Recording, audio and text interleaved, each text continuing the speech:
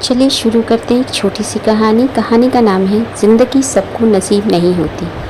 एक दिल को छू लेने वाली कहानी है। शहर की सबसे व्यस्त सड़क के किनारे एक पुरानी इमारत की सीढ़ियों पर 10-12 साल का एक दुबला पतला लड़का बैठा था, आदित्य।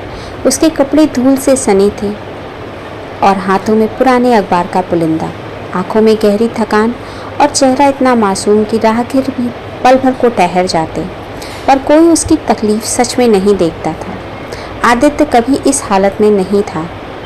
2 साल पहले तक उसका अपना घर, स्कूल और प्यारा सा परिवार था, लेकिन एक हादसे ने सब कुछ खत्म कर दिया।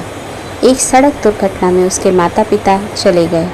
रिश्तेदारों ने 2 दिन रोकर मुड़कर भी नहीं देखा। अनाथालय भेजा गया, वहाँ मारपीट और काम के अलावा कुछ नहीं था। एक रात वो भाग निकला और सड़क पर उसका नया घर बन गया। एक दिन जब वो ट्रैफिक सिग्नल पर अखबार बेच रहा था, अचानक एक कार बिल्कुल पास में आकर रुकी।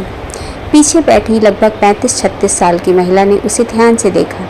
उनका नाम तन्वी मेहरा था, डॉक्टर जिन्होंने कई जिंदगियां बचाई थी, पर अपनी ज़िंदगी में सबसे बड़ी चाहत थी माँ बनने का सुख, जो उनसे छीन चुका था। आदित्य की आंखों में उदासी देख उन्होंने उससे अखबार लिया और पैसे देने के बजाय कहा, खाना खाया है आज? आदित्य ने झूठ बोला, हाँ। तन्वी ने उसका झूठ पकड़ लिया और उसे खाना खिलाया।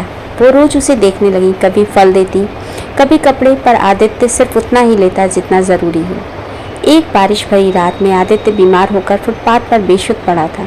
तन्वी ड्यूटी से लौट रही थी, उन्होंने उसे अस्पताल में भर्ती कराया। उसके मुँह से सिर्फ इतना निकला, मुझे फिर अनाथालय मत भेजना, वहाँ बहुत मारते हैं। तन्वी उस रात सो नहीं पाई।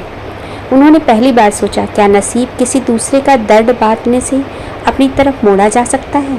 कानूनी प्रक्रिया आसान नहीं थी। लोग ताने देते थे, सड़क के बच्चे को गोद लेंगी, लेकिन तन्वी ने हार नहीं मानी और उसे गोद ले लिया। आदित्य को घर और नाम दोनों मिला, आदित्य तन्वी मेहरा। उस दिन उसने पहली बार कहा माँ, और तन्वी रो पड़ी।